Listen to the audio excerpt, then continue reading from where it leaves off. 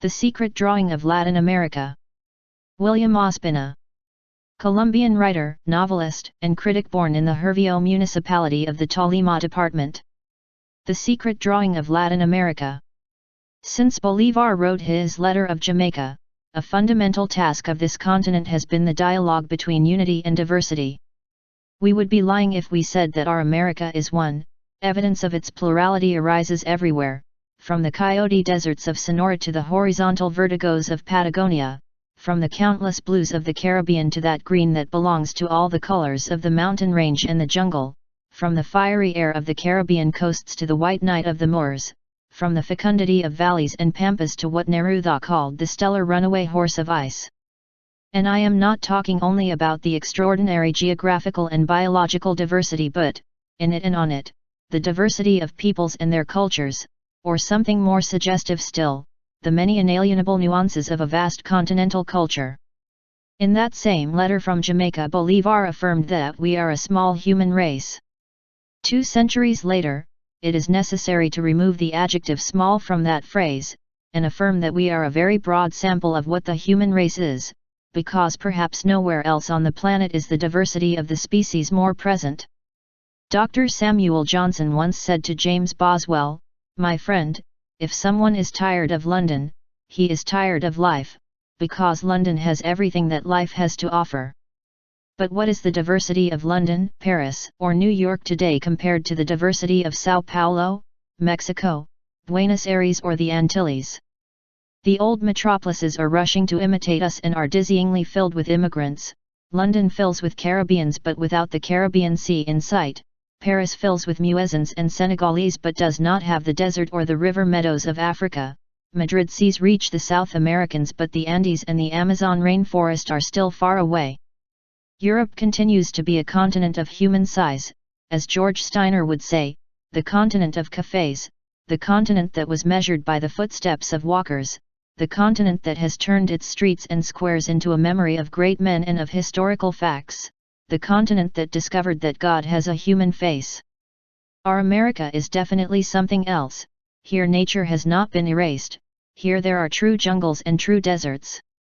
There all roads lead to Rome, here all waters seek the river, nothing has human dimensions, everything exceeds us, and God himself needs other faces and other metaphors to be conceived, to be celebrated. It was Paul Verlaine, sensory and musical teacher of the Spanish-American poets, who wrote in his poetic art that the important thing is not the color but the hue, and I think that if the peoples of this continent have applied ourselves to something, it is to unfold and delve into the local and particular nuances of a culture whose general traits are close.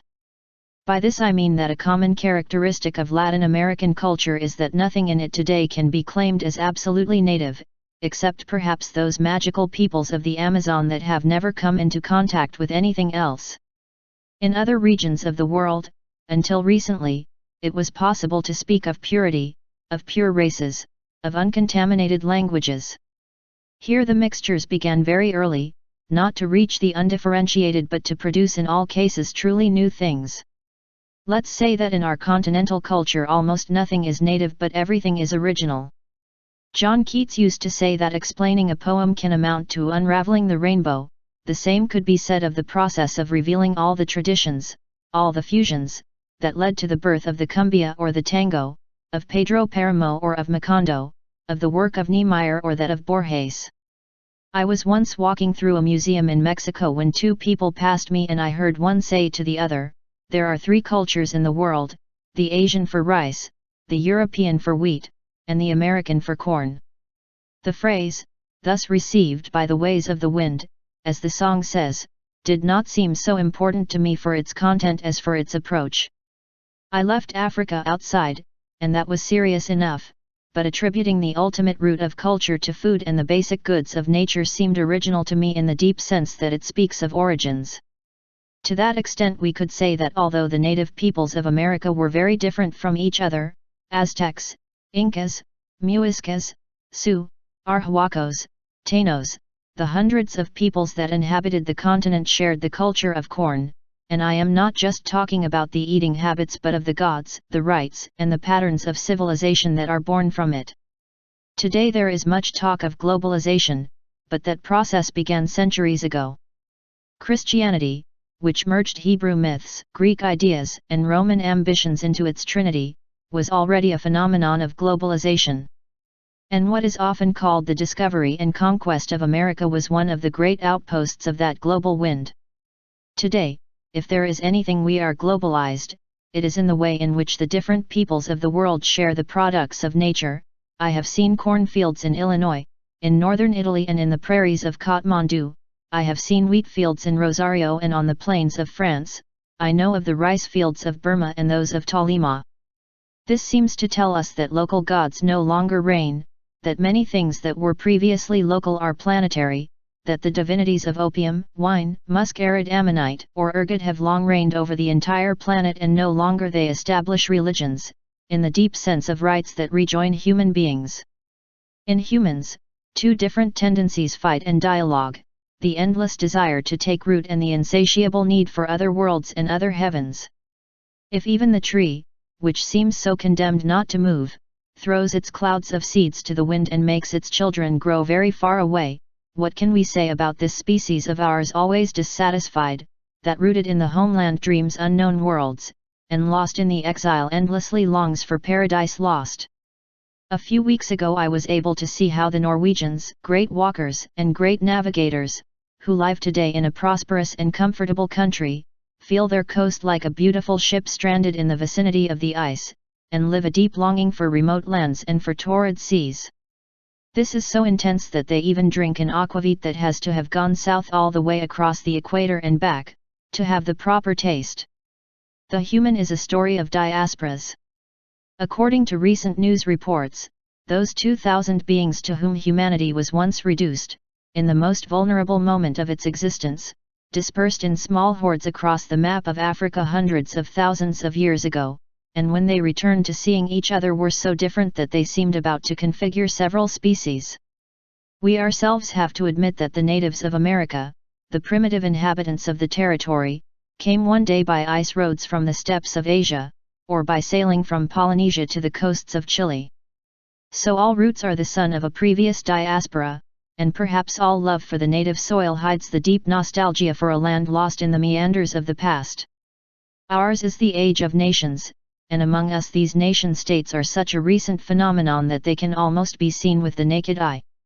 We come from being a subordinate part of the first great planetary empire, and just 2 centuries ago the different countries emerged to an attempt at independent life. But the societies prior to the arrival of the Europeans had already achieved certain distinctive features that later history has not been able to erase: the cult of the mythical father and the dialogue with the death of Mexican culture, the mythical fragmentation of the territory of the Colombian culture, the insularity of Cuban culture, the notion of the triple world of the Inca culture, the worlds of the condor, the puma, and the snake, which were from early on the perception of a reality in which they have to dialogue and understand each other in a complex way: the snow-capped mountains, the fertile middle lands and the river forest. The violent conquest and the colonial age broke many things and added many others to the mosaic. I am thinking of the revival of the cult of the indigenous mother goddess of the lagoons in the form of the Mestizo Virgins of Guadalupe, or Chiquinquirá. There is on the main altar of the Church of San Francisco in Quito the image of a winged and pregnant virgin that cannot be found in European Catholic iconography. Many associate it with the winged virgin that Juan de Patmos describes in the Apocalypse, but scholars of colonial religious art see in it a representation of the Inca Pachamama, and say that the carving artist, Bernardo de Legarda, an indigenous Quito, only he encouraged them to make his winged virgins, many of them with Indian faces, when he saw some wooden Burmese dolls arriving in boats to the Pacific coast. Such are the ways of our culture. Sometimes we use the contributions of the whole world to express the deepest and most original of our being. The colorful polytheism of Latin American Catholic saints achieves through complex ritual tricks that the worship of a single god is not incompatible with the worship of infinite minor, identifiable and specialized divinities. And Derek Walcott argued with great beauty and wisdom in his speech to receive the Nobel Prize in Literature, in 1992, that the colonial look, the superficial speech of the metropolis, does not notice that in our apparent imitations there is a new originality, the expression of something that is not derivation but present fullness, that the representation of the Ramayana that countless boys of Hindu origin do in summer in Trinidad is not a play but a work of faith, it is not imitation but originality. Nowhere is the way in which the alien became its own flesh and blood is so clearly noticed as in the vast fabric of the European languages that arrived in America, in which the saps of the American world began to circulate very early, and in whose literatures it was emerging the exuberance of the different regions of the continent. American literatures are the fruit of the encounter of already formed languages with an unknown world. The tension between established languages and the surprising world represented for us, from the beginning, the tension between the real and the magical, since magic is nothing more than that which obeys other laws. It is convenient to remember that, although the civilizations of the planet record a history several times millennia, just 5 centuries ago 2/2 of the world were completely cut off. The Earth, like the Moon, had a hidden face, and the encounter between these two ways of the human, developed independently over the millennia, posed the most exciting challenges for life and for the imagination. It was something stranger still than if Latin had taken root in Africa. It was as if, as a result of the adventures in outer space, the English took root on some planet with intelligent life. Now, what happened in the 2/2 of the American continent is very different. In the north the English language only had to make an effort to recognize the physical world and to allow cultures arrived from afar to take root in it, while in Latin America, where diverse and complex civilizations flourished, and where they were not exterminated completely the indigenous peoples, the Latin languages had to dialogue with the native languages, although that was not their initial purpose, and even today they continue to do so. What our literature has increasingly shown in recent centuries is the gradual way in which the sap of a native world rises through a foreign language, with its colors and metaphors, with its most inexplicable dreams and memories. Deeper, with the radical strangeness of their modes of representation. One feels in it the profusion, the exuberance, the color, and the fragrance of a new land, of forests that had never been cut down, of a fertility of the soils, of an abundance of mammals and insects, of reptiles, and of birds in which our afterlife may well find the virtues of paradise. The literature of Latin America began with the Chronicles of the Indies. Behind the almost always brutal campaigns of the conquerors advanced an astonished legion of chroniclers who discovered nature, interrogated the jungles, the soils, the climates, the fauna, the native cultures, their customs, and their mythologies. Since the great lawyers remained in the European world, history had to improvise its historians, its storytellers, and its poets, with soldiers more full of curiosity than information, men barely trained in the cultural tradition of their homelands, but masters of a singular spirit of observation and of that extraordinary mental audacity that characterized the men of the Renaissance. And there a very significant phenomenon occurred: many wanted only to sing the exploits of the great conquest captains. They wanted to paint their portraits with the background landscape of the American world, but that scene was so vigorous that many times the portrait was lost behind the scenes. Jungles and anacondas, alligators and rivers, storms and birds. The American world moved like a creeper over the pages of the chroniclers, and invaded them completely, and showed them that here man cannot fill the whole picture. The chroniclers of the Indies could not be enough to repeat what they learned in their world of origin, and given that in the beginnings of a literature to name is to create, those adventurers had to invent a language and prepared the ground for an extraordinary literature. From early on he began to speak in the art and literature of the Latin American Baroque. But if the Baroque, as Borges has said, is the final manifestation of all art, that moment in which a language increases its possibilities and borders on its own caricature, the art of our origins could not correspond to that twilight definition. To Europeans, those facades of Catholic temples where Renaissance decorations were combined in an imaginative and whimsical way with drawings from indigenous traditions seemed Baroque, but these things were not obeyed for ornamental, ostentatious, or rhetorical reasons, but rather for specific needs. One of which was to make cultures coexist and fuse their symbols in an aesthetic that could hardly be characterized by its austerity. Recently, on a visit to the city of Cuzco, they told me that in the early days, after the cathedral was built on the ruins of the Temple of the Sun, the Catholic priests asked the Inca chiefs why the natives did not enter the temple if there were been built for them. The chiefs replied that they could not see a place where the sun does not enter as a place of worship. The priests then had the idea of opening some windows to the west that would receive the morning light, and have large mirrors inside so that the light would multiply everywhere. Only after this did the Indians finally enter the temple, but perhaps not entirely to worship the Christian god but because the solar god had made the enclosure his own. And in Spain itself there had been fusion for centuries between the Christian world and the Moor. Reality was checkered and so was imagination. This helps to understand the appearance of such a strange and fascinating poet as Luis de Góngora y Argote, born in what were the old Moorish kingdoms, and whose love for the sound of words seems to belong to the order of Arabic poetry, more interested for the musicality than for the sense. Once again, there we find the legend of an influence. The work of the magnificent 17th-century Tunja poet, Hernando Domínguez Camargo, is attributed to an imitation of Góngora's culturanismo.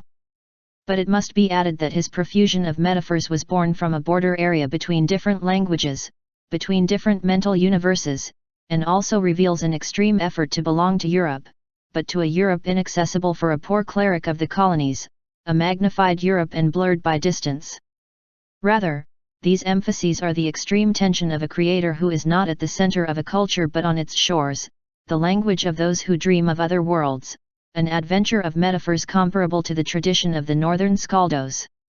The ornamentation of the altarpieces of the temples and the colonial painting, full of fruits, leaves and new flowers, of an often fabulous bestiary, seems Baroque. But how to call the representation of pineapple and armadillos Baroque, if they are not exaggerations or inventions but rather classical fidelity to natural forms? It would be as foolish as talking about the Baroque style of the toucan's huge beak, the colors of the parrot, or the exuberance of the equinoctial jungles. Wherever nature is exuberant, we are not in the presence of an aesthetic emphasis but of another canon of the natural, of a classicism subject to other laws. European art sought, from the Greeks, the right measure and balance. He also sought to always subject himself to a human pattern, since Europe not only thought that man is the measure of all things but also came to the conclusion that the human is the very measure of the divine. That is, it seems to me, the meaning of Christianity. And only because of these notions did European art evolve towards the search for perspective, naturalism, portrait art, realism, the meticulousness of drawing, and fidelity to forms, in a way that was already present in the Renaissance, reaching its fullness.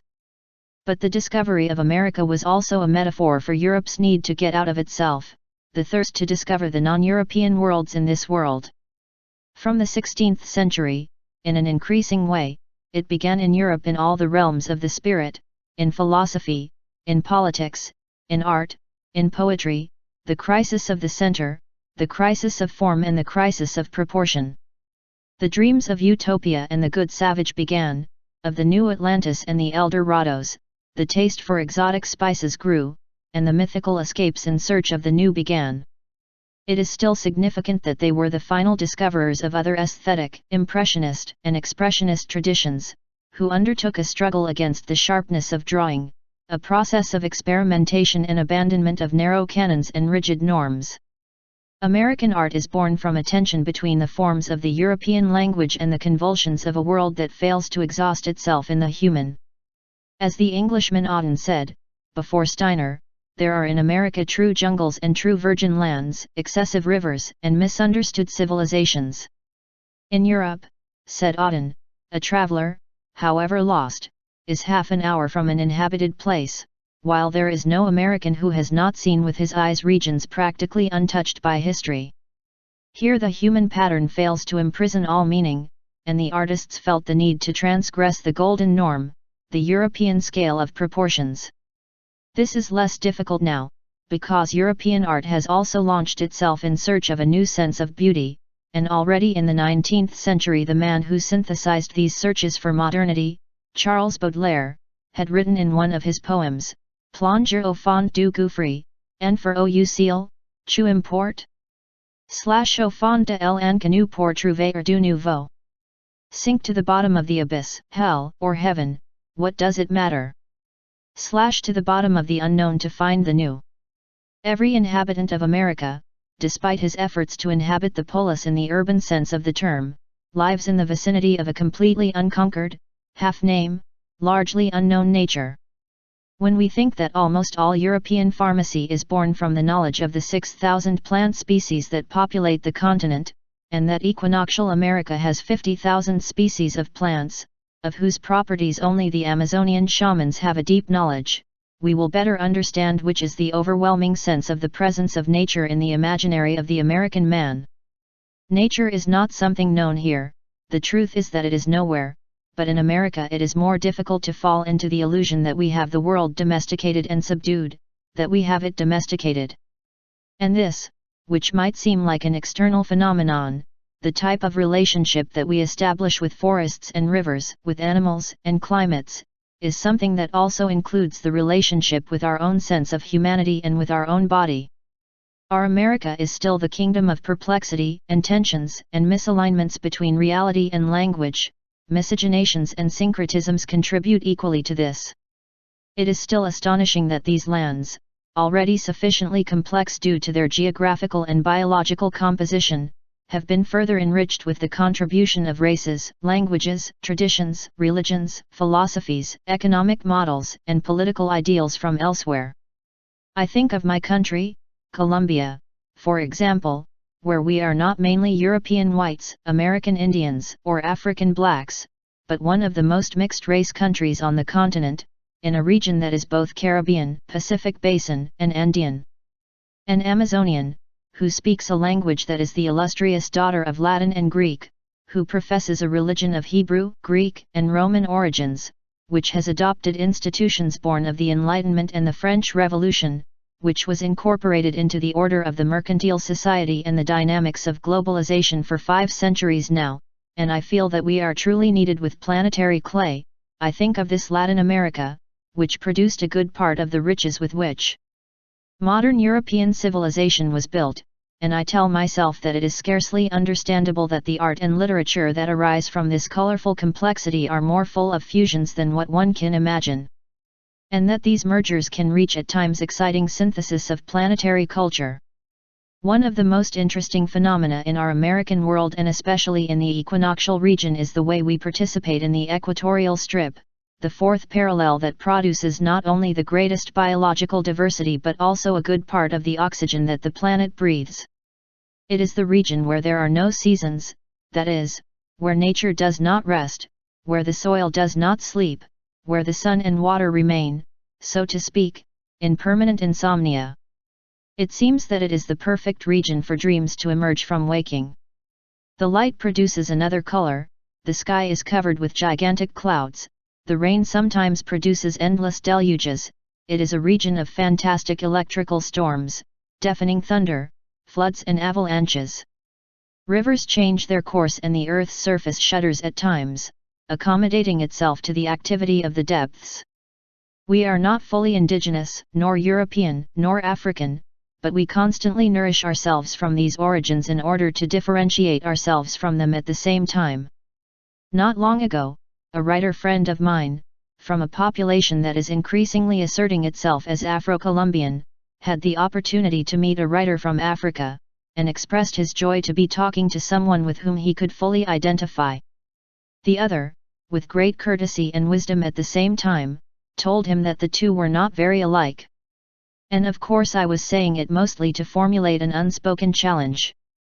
"We are really different," he said, "we are Africans, you are black." My friend heard it strangely. And the man from Africa added, "You are descended from slaves." "We have never been slaves." Obviously, American blacks have to assert themselves in something more than their common African origin, without denying it, they have to feel more decidedly a mythological part of the American world, and fight for their originality here, in dialogue with this world in which they have lived for 5 centuries. Also for them are those verses by Leopoldo Lugones. "May our land want to save us from oblivion, for these 4 centuries that we have served in it." And at the same time, you have to know that without that vital sap that came from Africa, no one in Latin America would be what it is. We all have the right to claim the part of Africa in our rhythm, in our flesh and in our imagination. Everything is a matter of seeing the nuances well. And the same can be said of the part of Europe and of the part of America. We Hispanic Americans can feel Spanish only until the day we go to Spain. That day we understand forever that we are something else, and that discovery can even help us to love Spain, to admire Spain, to discover Spain. Now, the way the indigenous is in our mestizo culture is easier for me to think about if I turn to literature. I feel that there is, for example, in the work of Gabriel Garcia Marquez, a way of thinking that is not strictly Western, that is resolved in images and variations, like a halo or glow of the central events. It would seem that there is something of indigenous stock in a certain way of presenting the facts and not solving them by means of arguments, digressions, and theories, but by means of lines and figures that satisfy both the feeling and the imagination. Garcia Marquez belongs to a world deeply influenced by that magical thinking, but he often repeats that despite knowing very well what history was like, or the river of stories that he intended to narrate, he clearly found his tone and the certainty of his resources when he read the novel Pedro Páramo, by the Mexican Juan Rulfo. Perhaps he was affected by the freedom with which Rulfo allows himself to be influenced by the wind of indigenous voices, by the manner of these American dreams, by the persistence in daily life of the profound myths of his people. Thus, in the novel 100 Years of Solitude we know nothing about the unique relationship between the mother, Ursula Iguaran, and her eldest son, José Arcadio, until the day he decides to leave town, enlisted in the gypsy troupe. As soon as she realizes his absence, Ursula goes out in search of her, abandoning everything else, her husband, her home, her other children, ceasing to be the center of gravity of her world. José Arcadio is the first native to leave town and wander into the distant world that his father has always dreamed of. Going after him, Ursula feels so far away that she doesn't even think about going back, and finally finds the way to the world that all the men of the town had searched in vain. Years later, the son returns, transformed by the absence, crosses the town and the house and advances without stopping through the corridors and rooms, greeting with a gesture to those he sees, but only reaches the end of his trip when he meets Ursula. He is retracing the path of his escape, the path by which his mother had followed him, and only stops when he reaches her again. This double movement that first reveals to us the importance that the child has for her, and then the importance that the mother has for him, shows the invisible bond that unites them and that their dialogues never gave away. And it is because of this secret drawing, intensely traced in us by the story, it is because of that furrow between the two that, without knowing it, we are willing to believe one of the most powerful fantastic episodes of the novel, the one in which a thread of blood comes out of the dead son. He goes through corridors and streets and platforms, and does not stop until he finds Ursula and brings her the message of death. Again we see the opposite movement, and it is now she who, following the thread, finally finds the corpse of her son. This ancestral drawing of the thread of blood that seeks its source is one of the most beautiful and memorable images in the novel, and I suspect that our minds host it with such ease and gratitude because it is not an arbitrary line but a necessity of history, powerfully shows us, with the power of poetry and myth, the unexpressed relationship of the child with the mother, the bond of the maternal blood turned into the path of the child, the path of his escapes and of his returns, of his loneliness and of his death. Something in the modern Western novel has tended to abandon the free games of the imagination, to subordinate stories to ideas, and to abound in theses and theories. From Dostoevsky's meticulous reflections on the motives of human behavior, to the overabundance of intellectual purposes of James Joyce's Infinite Ulysses, to the essayistic tone of many Thomas Mann novels, the narrative has often sought to break the old habit of to dream freely, to give flight to the imagination and to allow the fantastic and the real to combine at will. That had been the spirit of the classic epics, the Brittany cycle stories, the Nibelungenlied, the Dantesque comedy, and the Orlando Furioso.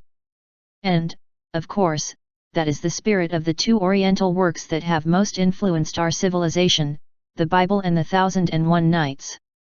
What most astonished Baron Alexander von Humboldt on his journey through equinoctial America was the impossibility of finding, as in Europe, forests of a single species, because in each small space dozens of different species proliferated. What best illustrates the correspondence of our literature with this world is the feverish abundance of the forms of its imagination, not only the vivacity of the elements and the intensity of the color, what Chesterton would call, speaking of Robert Browning's possible Creole origin, a theory of orchids and cockatoos, but even the continuing tendency to contrast different stages of the metamorphosis of facts and things. In our continent, time flows in a dizzying way. In 5 centuries we have had to pass from the high community empires to the disintegrations of postmodernity, from the vast and undamaged continental jungle to the apocalyptic walls of the fires that surround and eat away at the Amazon rainforest to sow soybeans, bison meadows, and from the Indian to plains crashing into the glass cliffs of the Twin Towers. For a long time, Latin America was spent in the effort to achieve a language of its own, to convert the arrogant and rigid languages that came from Europe into languages nourished by the sap of the New World. Only at the end of the 19th century, with the work of the extraordinary poets and storytellers we call modernists, symbolized by the most melodious of them, the Nicaraguan Rubén Darío, did we finally conquer literary resources capable of facing the challenge of fully naming our world, and to dialogue with the other literatures of the planet. The 20th century has seen us undertake this task. The works of the modernists, of Rubén Darío, of the Mexican Alfonso Reyes, of so many authors throughout the continent, have matured these resources. And later, among the many authors of the half-century and of the so-called magical realism, many voices emerged that somehow summed up the plurality of that continental clamor.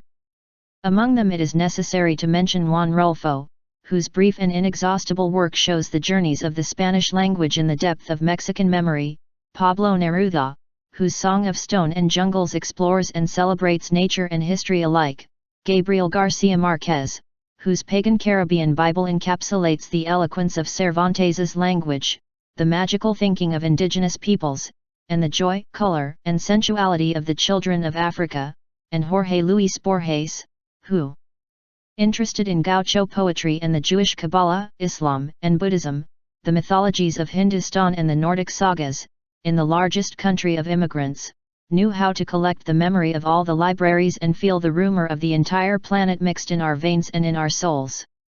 We are still in the duty of questioning how our dialogue of the one with the diverse can be, but I would say that we will not be able to integrate Latin America as long as we refuse to see the infinity of its nuances, the subtle richness of its differences.